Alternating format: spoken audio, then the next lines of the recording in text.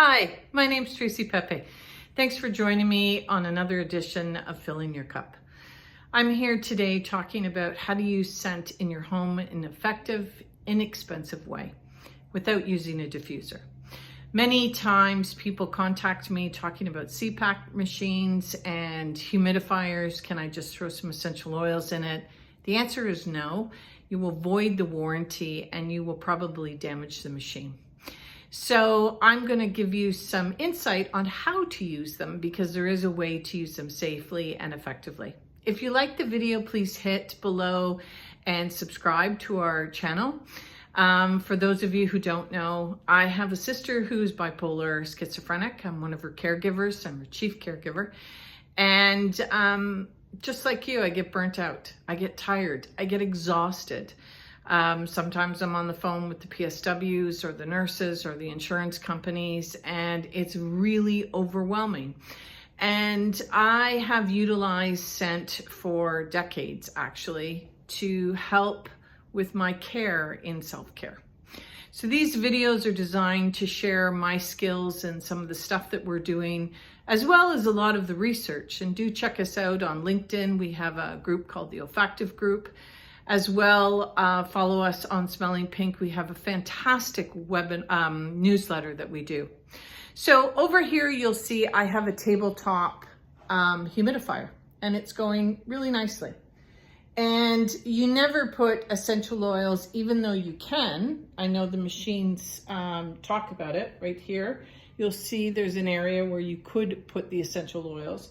But what we do is we just take a pads, or I do, or cotton balls, put the essential oils on them and leave them here. When the steam comes up, because essential oils are highly volatile, they will infuse into my suite. They'll make my home feel fantastic. For those of you who have heard about pet safety, I want you to veer over. I'm gonna just turn. There in the corner is my St. Bernard. His name is Gordon. He lives with me. Now, Gordon is a fantastic animal, but a really good example. You should never, ever, ever put essential oils ever on their skin. That is why the American and Canadian Veterinarian Association have put a warning that essential oils are not safe. However, breathing them in, their volatile plant extracts, they are safe.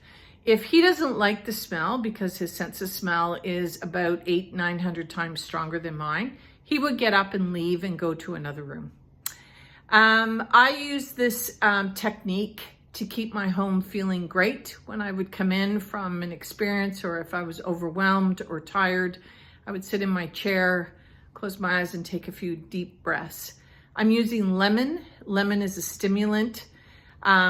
It's refreshing, and it's in this particular room. It's mild enough to just help me transition and help me feel better. This is my technique today on filling my cup. I hope you enjoy these series of these little videos that I'm doing.